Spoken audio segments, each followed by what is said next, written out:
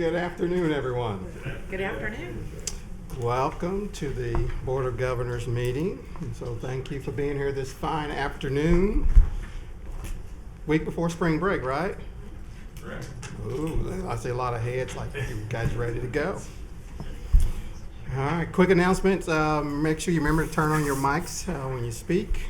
A few announcements from myself is a couple congratulations to Governor Elliott and Governor Rosenberg, who got reappointed by Governor Kehoe. So congratulations to that, sir. Yay. Long live and prosper. And then Ms. Morgan Robinson, would you stand for me, please? Morgan stepped into our student rep on the Board of Governors, and we thank you for your time, your attention, the student perspective you gave us, even to our ad hoc committee. So that was some wonderful, insightful information, and we appreciate your time for being here and giving us information in that change, in that transition. So thank you for your service.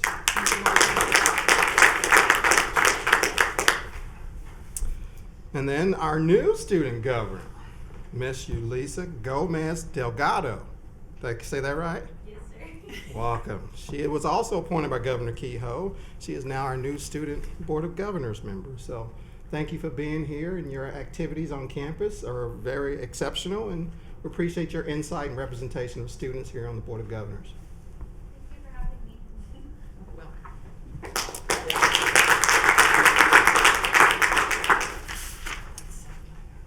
Any other announcements before we come before the board? Okay. Hearing none, in your packet is the minutes from our January 9th meeting that were sent out for everyone to review. I will entertain a motion to approve the minutes. Motion to approve our previous meeting minutes. I got a motion from Governor Hendricks, second by Governor Seibert. All those in favor say aye. Aye. Motion carries. Minutes are approved. Next up, we'll move to the report section. First up is the report of our president, Dr. Dean Van Galen. Thank you, Governor Haley. I want to join you and the board in congratulating Yulisa Gomez Delgado on her appointment by Governor Kehoe to the Board of Governors. I've had a great opportunity to get to know Yulisa during her time on campus. I've seen her leadership, her service, and I know she will be a great representative for our students on the board. I look forward to supporting you in your role, Yulisa. Next, at the risk of stealing a bit of thunder from Rob Mallory, I want to congratulate our men's and women's basketball teams on their success during the season, and particularly at the MIAA tournament in Kansas City last week. For the first time since 2002, both teams advanced to the semifinal game, that is the Final Four of the tournament. Interestingly, in the preseason media poll, out of the 14 teams in the conference, our men were picked 13th and our men 9th. Both teams greatly exceeded expectations. Never underestimate a lion, and they are poised for even greater success next year. Also, a shout out to the Lion softball team. With a record of 21 wins and 3 losses, they are currently ranked 4th in the nation. So, fantastic. You can go, Rob. Mic drop. Scratch. All right. In other news, Here again. You can say it again. in late January, the Lions Forward campaign reached a milestone as the $42.7 million campaign was surpassed. Thanks to the extraordinary generosity of our alumni, friends, businesses, and foundations, this milestone was achieved 17 months remaining in the 5-year campaign. This strong charitable support represents a resounding vote of confidence in our mission and the impact that we have on our students and the work of our faculty and our staff. Special thanks to the advancement staff and our volunteer leaders, including campaign co-chairs Dot Wilcoxon and Bill and Tracy Gibson, for their support. Next, more than ever, we know it is critical to articulate the unique value of Missouri Southern to our students, our region, our state, and also to our state legislature. As mentioned in my written report, Missouri Southern will have a prominent presence at the Southwest Missouri Day at the Capitol in Jefferson City on April 21st. We will highlight the importance of Missouri Southern to the people and communities of Southwest Missouri, and will highlight our unique expanded statewide mission through engaging and interactive displays, including a simulation mannequin. Also, plans are underway for the grand opening and the ribbon cutting of the Roy Blunt Health Science Innovation Center, scheduled for Thursday, August 13th at 10 o'clock a.m. We look forward to sharing this moment with the many partners who have made this $48.2 million transformational project possible. This includes the state of Missouri, Jasper County, the city of Joplin, the federal government, and generous alumni, friends, businesses, foundations, all of whom understand the impact that this project will have on our students, our campus, and our broader community. My written report concludes with an example of our why. There's a photo there, and in that photo you will see one of our graduates. At a recent alumni event in Washington, D.C., Michelle Wood and I met Delia Gilbert, pictured on page 3 of my written report.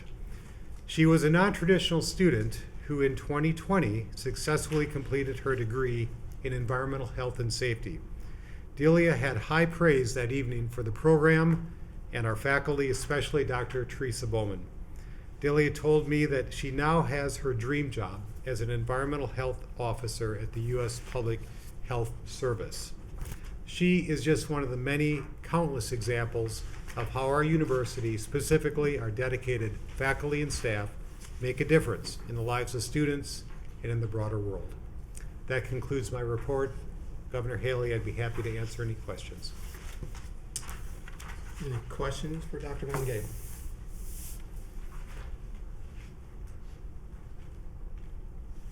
All right, hearing none. Thank you, sir, for your report. Next up is a report of Provost and Vice President of Academic Affairs, Dr. Lisa Thomas. Good afternoon. I'd like to brag on our teacher education department for just a few minutes.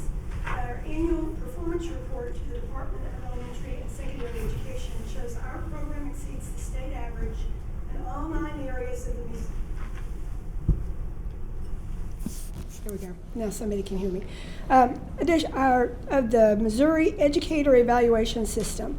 Additionally, our program completers have increased 32% since 2022 compared to a 15.6% decrease statewide. This is due to our outstanding teacher ed faculty, exceptional professional semester orientation and training of students, university supervisors and cooperating teachers, our strong partnership with our P12 and campus partners, and immersive learning experiences such as principal chats, mock IEPs, parent-teacher phone calls, which we heard about at lunch today at my table, and conferences. It's a very, very impressive set of outcomes. On February 25th, we had the 12th annual Dress to Impress. Broke the record with 458 students and alumni served. If you're not familiar with this event, this is where donated clothing, students are allowed to come in and shop for free to get themselves ready for their career and dressing professionally. Volunteers worked sorting, sizing, folding, and hanging clothes, as well as serving as shopping assistants during the event. Thanks to Alex Gandy and the Student Success Center staff and all other volunteers for making this a wonderful opportunity for our students. Wednesday of this week, the 2026 Career Fair was held on this floor of Billingsley. 84 employers from around the region attended, with organizations from the local area, Northwest Arkansas, Springfield, Tulsa, Kansas City, and even St. Louis attending. The ribbon cutting for the MSSU Public Safety and Forensics Institute was held on February 26th, and some of you were there. The Immersive Learning Center provides student hands-on experience with drones, 3D scanning equipment, handheld alternate light sources, and other forensic and law enforcement technologies on which our students can train. That makes them much more job ready when they graduate and ready to go into the workforce. Finally, our Environmental Health and Safety program just received reaffirmation of their accreditation as a qualified academic program with the Board of Certified Safety Professionals. This allows our students to earn their graduate safety practitioner designation when they graduate, which once again gives them a leg up when they go into the job market. I'm glad to answer any questions. Questions for Dr. Toms?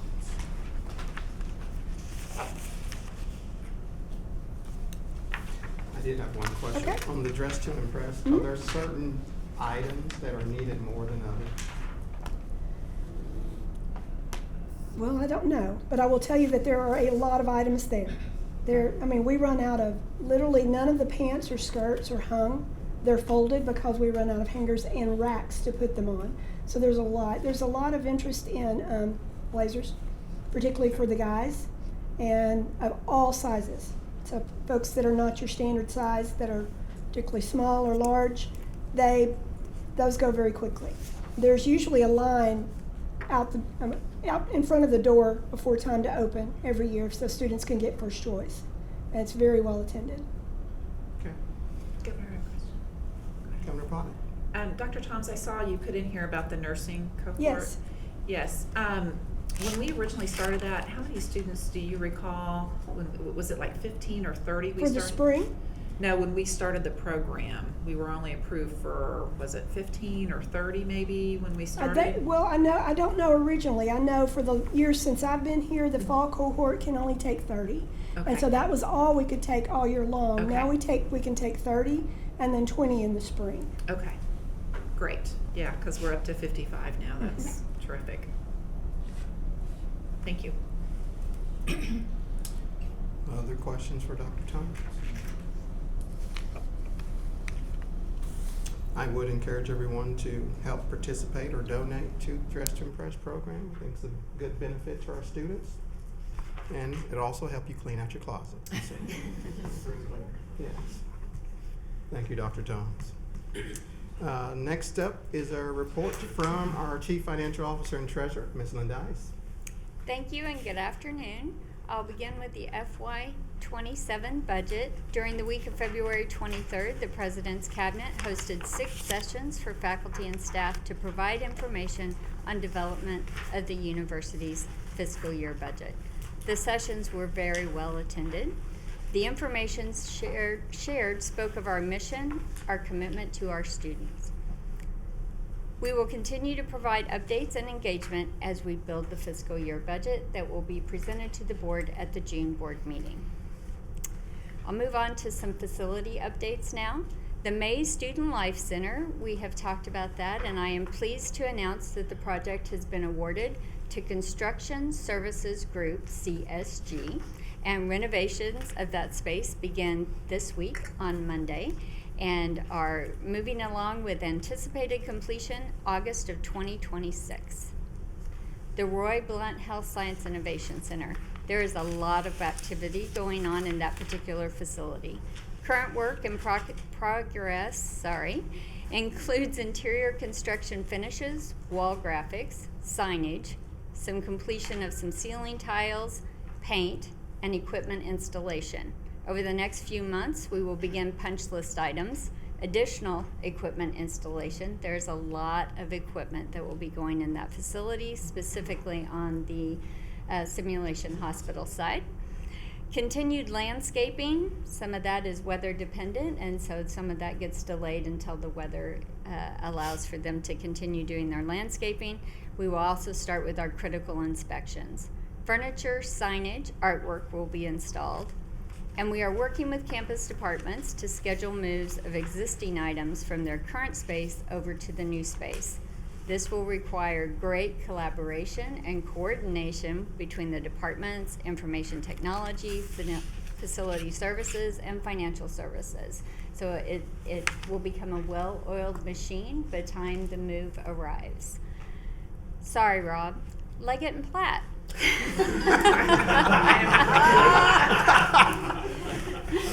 Actually, we talked about this before, and he said, you can talk about that one, but now I feel like you should.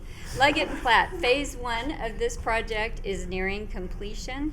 The basketball court was being installed. It may actually be fully installed at this point. Yeah, the floor has been nailed down. I just want to jump in here so I can talk to that. The floor has been nailed down. They're sanding it. Next is paint, stain, and then a 30-day cure time. A 30-day cure time, yes. And so we are very excited and looking forward to having the May commencement in that facility.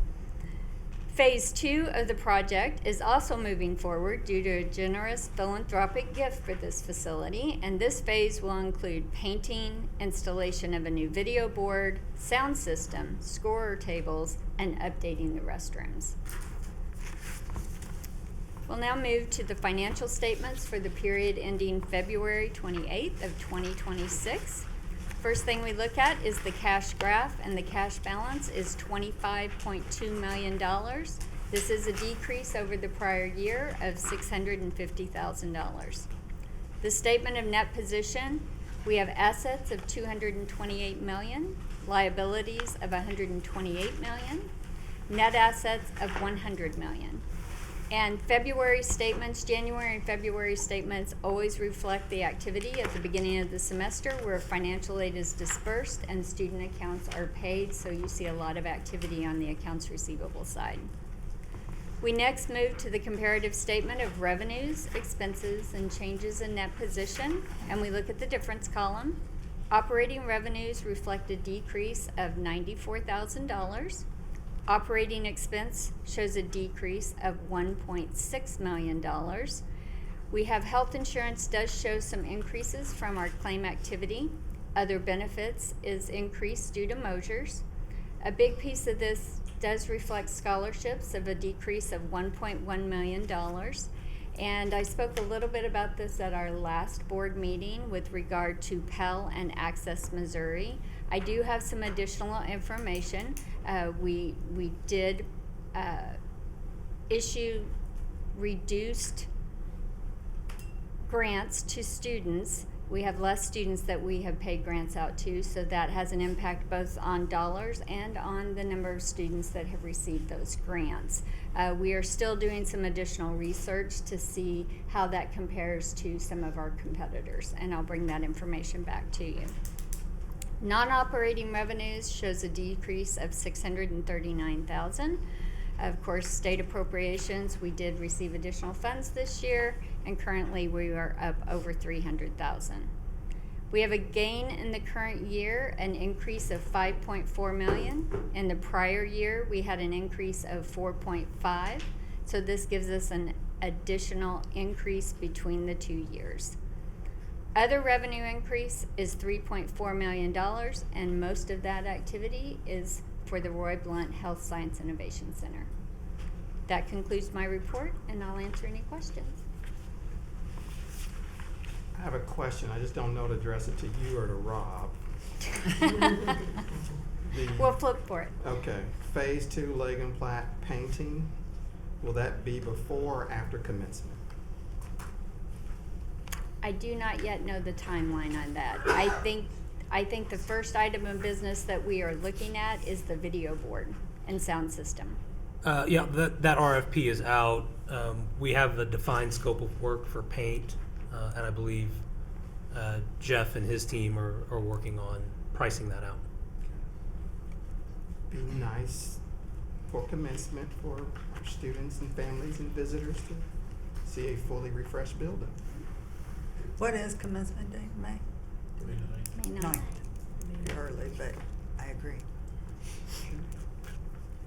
All right, sorry, back on track.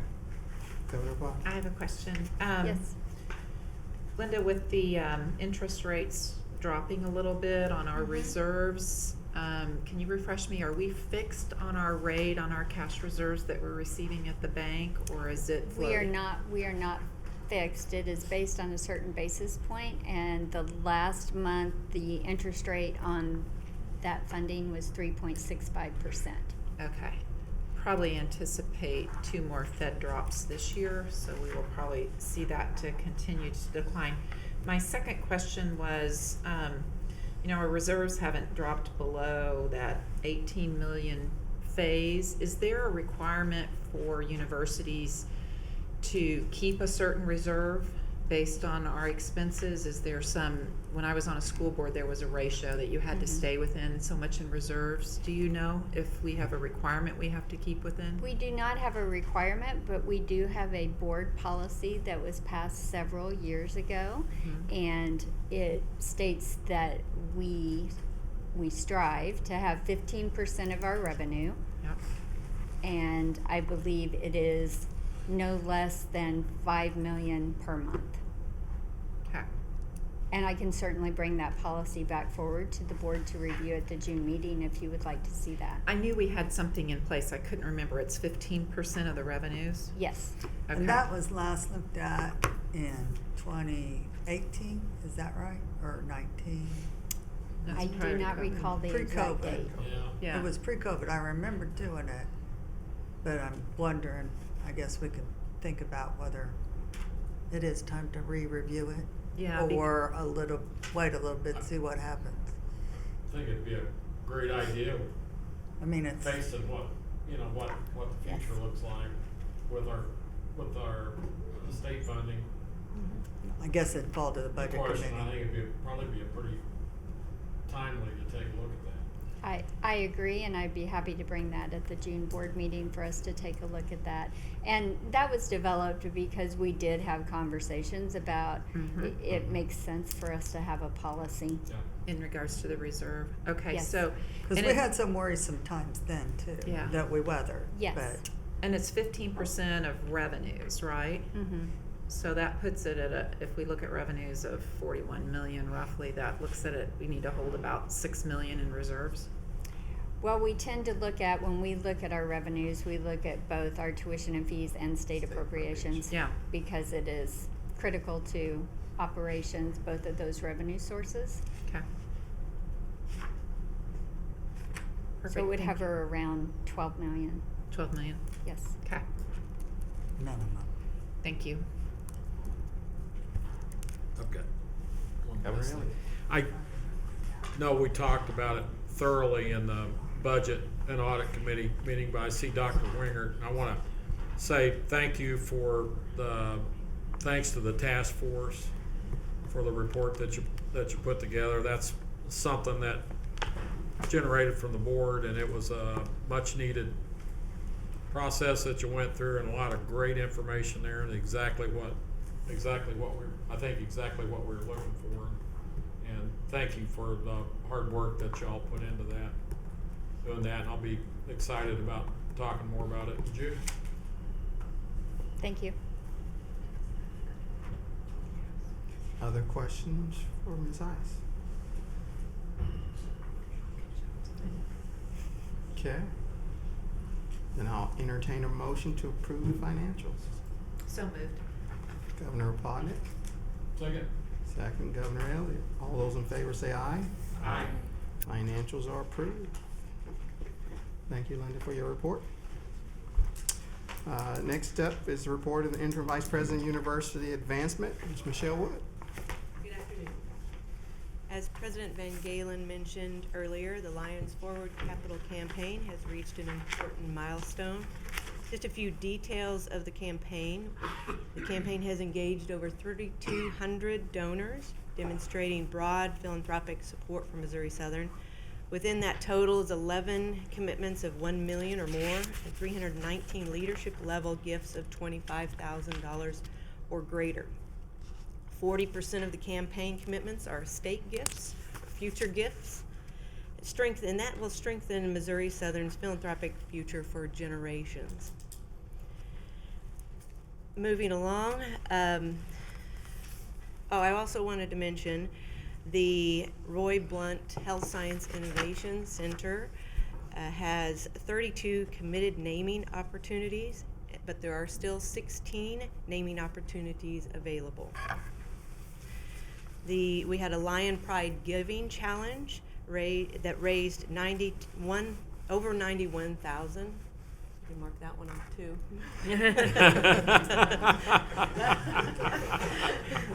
From 334 donors, most of which went to athletics. Over 80,000 went to athletics, with the remaining going towards art, music, and theater.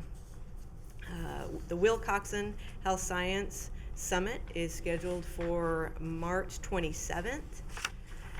It has 390 people registered.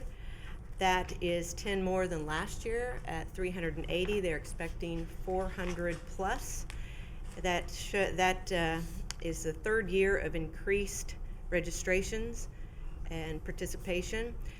One thing that's exciting is this year, one of the Joplin High School health occupation classes is going to attend, and also MOSO CAPS students are going to attend. Let's see. Advancement team has been supporting the statewide mission expansion with a lot of events, communications and outreach and engagement. And I'd also like to mention that we have several events that are coming up. April 17th is the Lantern Society dinner, and that will be in Webb City at the Nexus Event Center, so you'll be receiving invitations for that shortly. Even before that, we're having a herbarium ribbon cutting March 23rd, and then we will also be having the Humphrey Scholars, which is scheduled for April 9th. Overall, campaign is going well, events are going well, and initiatives are underway. And that concludes my report. I'll entertain any questions.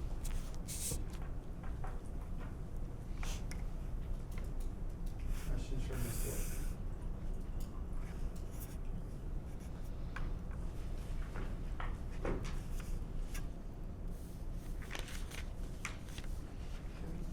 Thank you for your report. Next up is the Associate Vice President, Admissions and Enrollment, Dr. Shelley Hewitt. Thank you, Governor Haley. So our fall strategy intentionally integrates recruitment and retention rather than treating them as separate functions.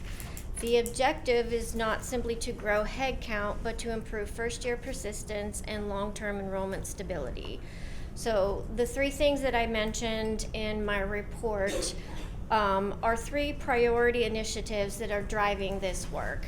One being meta-major expansion, dual credit conversion strategy, and reimagining Lion Pride visit days.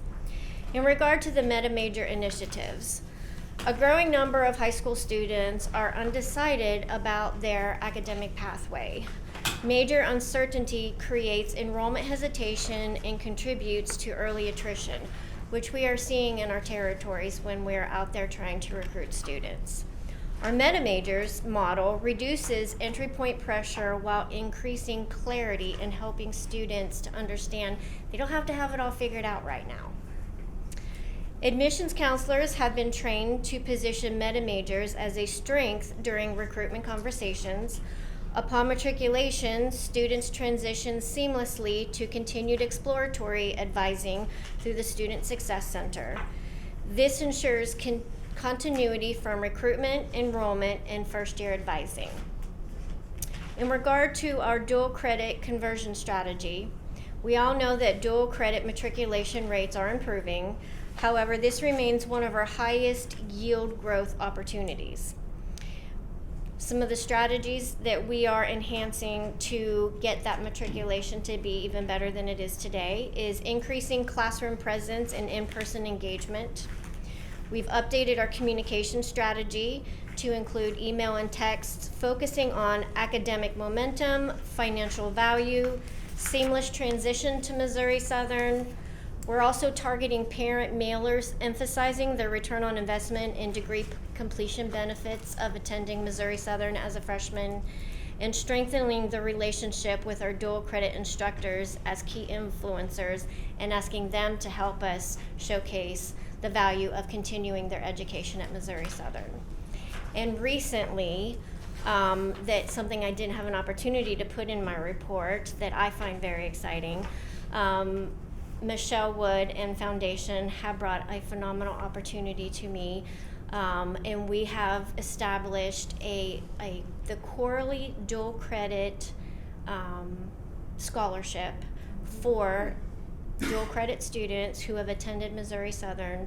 It is a specific amount every year, but this is going to be another tool in our toolbox to help these dual credit students better understand the importance and help them financially be able to attend Missouri Southern. So we're very excited to launch this scholarship this coming fall.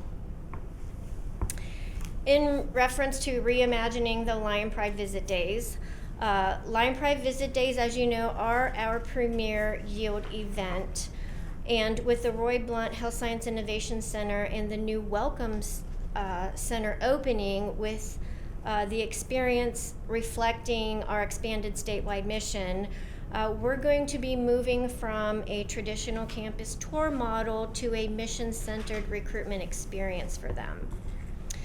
Some of the key enhancements that we are looking to make, we want them to have immersive, discipline-specific exposure to the academic programs that we offer. We want them to have more faculty interaction and facility tours of those immersive spaces, and strong emphasis specifically on health and life sciences, and especially in regard to the space right across from the Welcome Center, which is extremely exciting, and I know students are going to want to see. We're also going to demonstrate institutional alignment around student success with a student resource panel. We're going to highlight integrated support systems like the Student Success Center, Residence Life, Bursar, International Education, and then having more student engagement and showcasing our students and letting prospective students and parents hear more from our students and the stories that they have to tell. So our students will be more visible and showing things that they have really appreciated about Missouri Southern. It has helped them grow. In addition to, we're going to try to do a better job of showcasing Greek Life, CAB, Student Senate, and our RSOs, so that students understand the opportunity they have to get involved outside of the classroom. And then we also feel it's extremely important to have that peer-to-peer panel for authentic student voice. We want the students to be asked the questions and let them share what they have to say. And then finally, in that regard, we feel like there needs to be a more structured ending to each of those events. So we want to have a clear call to action for every student who has visited. We want to reinforce the belonging and almost the home away from home feel before they leave that day, and just be very clear and define those next steps for them so that we can yield those students. So just to wrap it all up, across all of these initiatives, recruitment messaging is now directly aligned with retention strategies. Student exploration, engagement, and support are integrated at the front end, and efforts are designed to create enrollment growth, yield improvement, and stronger first-year persistence. That concludes my report, and I am happy to answer any questions you may have. Questions for Dr. Hewitt?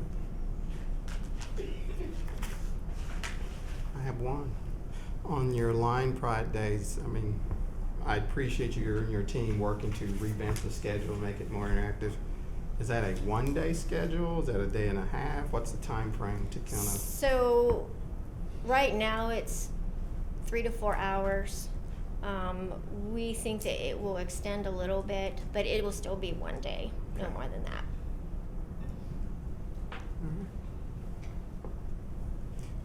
Any other questions? Thank you for your report. Wait, I have one Oh, question. Did your area send the postcard out that talked about tuition, what it was annually for Missouri Southern compared to other universities? I do not believe so. Okay, I thought I got a postcard in the last couple of weeks or something on a mailer that talked about expenses to attend. The latest mail that we sent out was for the dual credit students. Okay.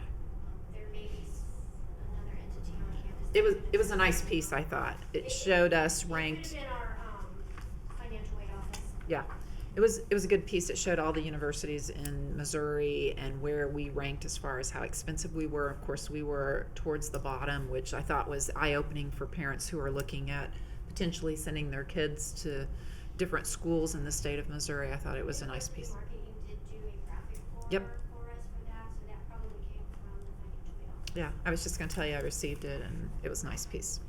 Thank you. Shows we are affordable. Mm-hmm.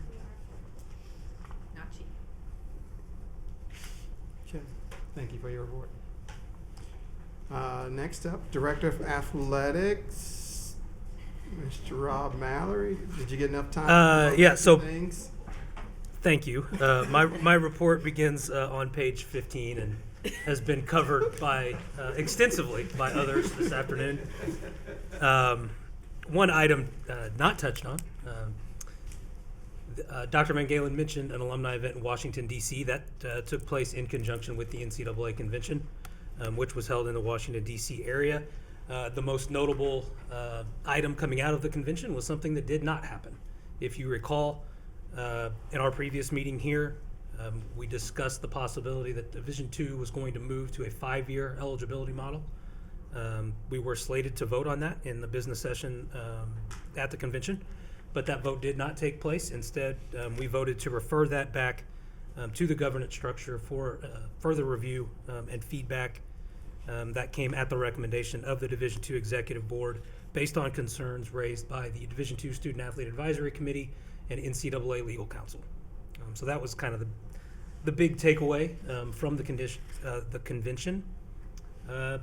Also, we did vote to approve the use of the NCAA Power Index as the sole metric for NCAA championship selection, and women's flag football was established as an emerging sport for women. One thing not touched on related to basketball, just one nugget. The women finished with 20 wins this season. It was the 4th time in the last 5 years that program has won 20 games. In the previous 25 years, the women's basketball team achieved 20 wins one time. And with a whole new team. And this was, yes, pretty much a whole new team with 0 seniors. Our track and field program has continued to be successful. Those programs both finished top 5 in the MIAA Indoor Championships. And we have 10 student athletes currently competing in Virginia Beach at the Nationals. Actually, we have 2 that are competing as we speak in the weight throw. Another nugget on softball not already mentioned. First baseman Katie Gray earlier this year broke both the career home run and runs batted in records, and head coach Hallie Blackney earned her 200th career victory. Not mentioned in the Lion Pride Giving Challenge update. This was the 3rd year for that campaign, and in those 3 years we have raised more than $300,000 for our student athletes with more than 800 gifts. And I would really like to thank our partners in the University Advancement Office for their work on that. In particular, Alyssa Bryant, our Director of Annual Giving, who really helps, works with our coaches and really helps launch that campaign and publicize that and get it going. I couldn't come up with anything else, so that concludes my report. Any questions? Governor Cyber. Rob, how much of the season did the indoor track team have to the new surface? We were able to get them in mid-January, I believe it was. Yes, mid-January, really about a month, about half the season. What was the feedback? Oh, the feedback from the student athletes has been great as far as the quality of the surface. We were able to host a small meet the first weekend of February, the first meet we've held in there in several years. So that was exciting to see. But yeah, great feedback so far from our student athletes, and excited to finish out phase 1 and get phase 2 off the ground. Thank you. Governor. Rob, how did the basketball season go playing in the Ellis Gym? It probably depends on who you ask. If you were a frequent visitor sitting in the stands, maybe not so well, just because of the lack of comfort, I'll say, with the original wooden bleachers. But I'll say it probably went better than we expected. And I'll credit our team in athletics, particularly Director of Event Management, John Moore, for the work that he did, cooperation from IT and facility services to get that venue up to 2025-26 standards. You know, we hadn't played home basketball in there since the 98-99 season. A lot has changed. We now have instant replay requirements. We now broadcast those games on the MIAA network. So it took a little bit of work to bring that facility up to the standard that it needed to be, but a lot of people came together to make that happen. We had good crowds, good environment in there most of the year. It went better than I would have thought, but certainly excited to get back into Leggett and Platt next season. Last question for me, indoor track. Any expected number of All-Americans for the team members that are there? I mean, we took 10 out there, so 10. Okay. All right, works. Any other questions for Mr. Mallory? All right. Thank you, sir, for your report. Next up is Faculty Senate President, Dr. Leona Belk. No. Whoa. Oh, should be Dr. Nicole. Sorry. Okay. I can read, I just can't see. Dr. Nicole Shelf. Excellent. Good afternoon. The Faculty Senate is preparing for the end of the academic year. And so all the projects we've been working on, we are trying to wrap up the various reports that we promised folks. We now have to finish and hand off and decide what will be held over for next year. Some of these key things include some Faculty Senate, some recommendations for the faculty handbook. We have some changes recommended for Chapter 2 that will be voted on at our next meeting and handed off. With the assistance of Dr. Thompson, Dr. Van Galen, we have launched a new Outstanding Service Award for faculty that just went live at the beginning of the week to recognize exceptional service to the university for faculty.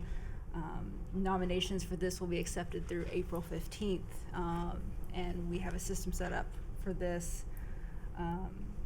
We also have submitted a recommendation for a feedback process for department chairs to help facilitate feedback from faculty to the deans on how things are going at the department level, to provide insight on how department level operations are working. And we're looking forward to a Faculty Senate elections at our May meeting, which should be interesting. We're looking for a handful of new senators, and at our May meeting, leadership in Faculty Senate hands over. And so Dr. Zachary Rice, hiding back there in the corner there, will be our Faculty Senate President for the next academic year. He takes over the first week of May and will be sitting here the next time the board gathers. So you'll get to hang out with him. And so that concludes my report. I'm happy to answer any questions you might have about Faculty Senate activities. Questions for Dr. Shelf? Thank you for your time here on the board and appreciate your insight and information you share with us. It's been a pleasure. Okay. Now I'm going to get this one right. Next up, Staff Senate President, Ms. Leona Belk. Thank you. So the President, Stephanie Goad, is in Vietnam right now, so I've stepped in as the president-elect for the next year. But Staff Senate has a few things going on. Right now, our communications committee is going to start going around the Joplin area and speaking with businesses, trying to collect any lists that we can for businesses that give discounts and provide different, money-saving opportunities for MSSU staff. And when we compile that list, we're going to put it out in the Teams channel so that anyone can access that. The campus cleanup project, which is a new initiative that Staff Senate took over last year, is getting ready to happen again in April. So we're excited to have that come on. And then a few updates on some of our different social activities through our staff welfare. We've started a new initiative called Craft Tea. And staff members can meet over lunch once a month in the library and participate in whatever craft they're involved in, whether it's crochet, painting, drawing. Some just like to hang out. And so it's a little opportunity for us to kind of get together outside of our spaces and just enjoy some social time. We are also doing a plant share with the Spiva Library in April, where anyone can come get plants. We're also going to do some voting for the I think they called it the most popular and the deadliest office plants. So if you're like me and you have a black thumb, you could win an award. And then finally, we do mention the swap shop, which is something that we started a few years ago. We now have set time that is open every Wednesday from 1 to 3, where our staff members can come and pick up any MSSU gear, decorations, whatever they may want. I'm happy to answer any questions. Any questions?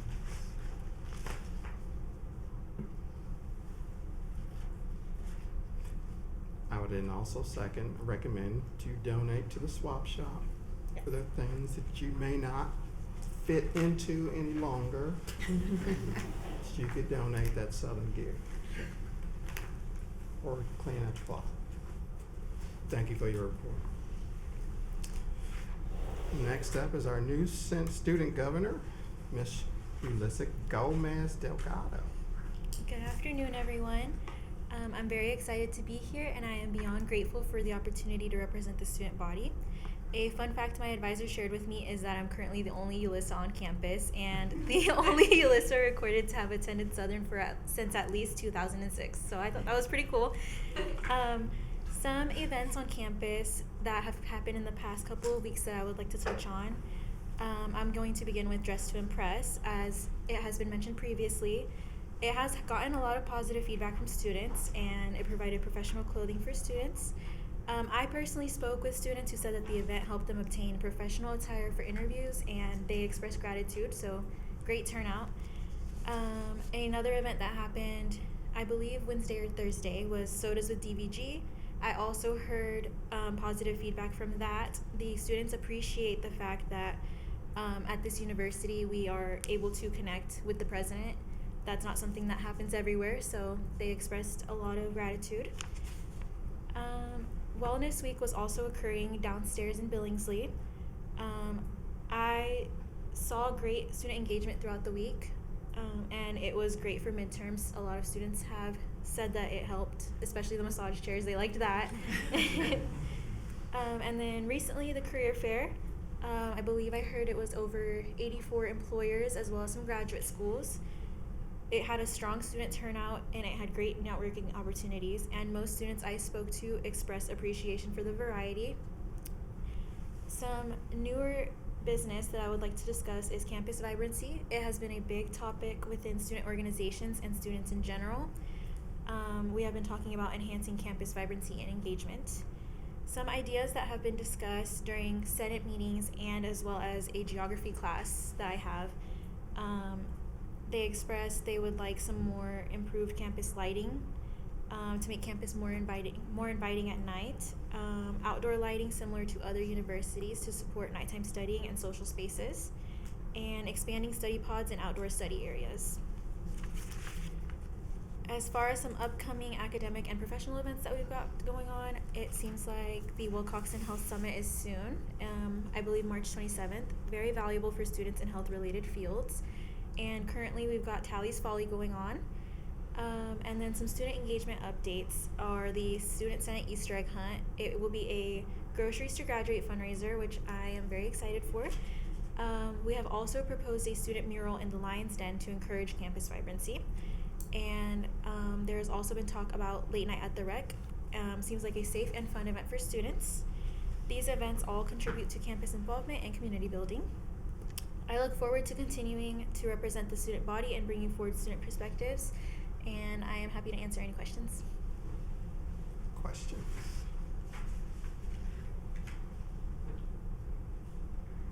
Okay, well, I'll ask one. What's your major? My major is business management, and I am pursuing legal studies certificate. Okay. Are you going to stick around Joplin after graduation? I may come back and open my own immigration law firm. Okay. Now, what year are you now? I'm sorry. I am a junior. Junior. Yes, ma'am. From Knoll. Yes, ma'am. You're from Knoll. I remember that part. Okay. Now, works hard too. I was impressed the first time I met her. Other questions? All right. Thank you for your report and thank you for being here. Moving to the next section of our agenda is board committees. And first up is our ad hoc committee on campus vibrancy and engagement, chaired by Governor Seibert. Thank you, Governor. This is the ad hoc committee's second meeting, and today's committee meeting, we heard a presentation from Dr. Toms dealing with trends in course modality information and retention rates. And then we also continued our conversation around possible initiatives for the school years 2026 through 28 to enhance campus vibrancy and engagement. The committee plans on one more meeting this school year prior to the school term ending. Okay. Questions for Governor Seibert and his committee? Okay. Thank you, sir. Next up, personnel and compensation, Governor Elliott. We chose not to meet. And we did not meet. Okay. Next is academic affairs, Governor Morgan. We did meet this morning, but I have no report. Okay. Look at that. Then we kick it back to budget and audit, Governor Seibert. It was a busy morning. Budget and audit committee meeting, we reviewed the fiscal year 2027 state higher education budget and received some updates regarding that from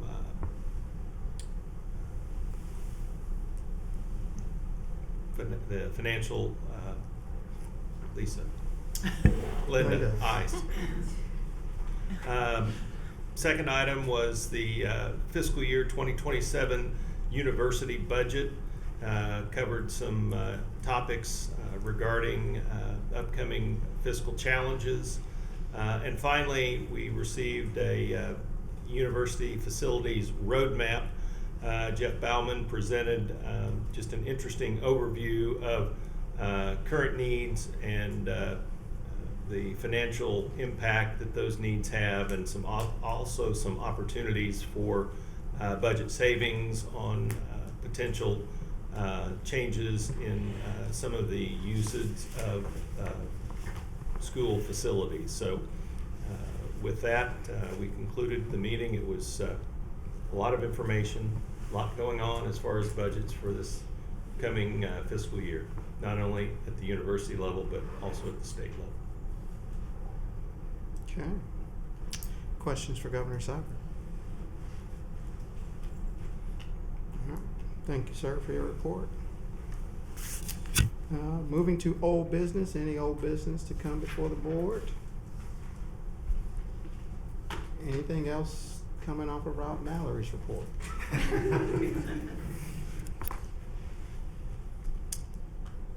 Okay, hearing none.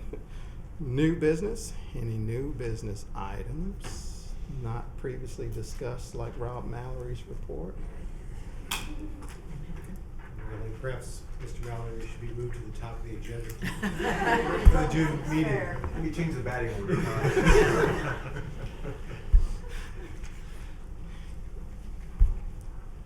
Do we need a motion for that, Rob?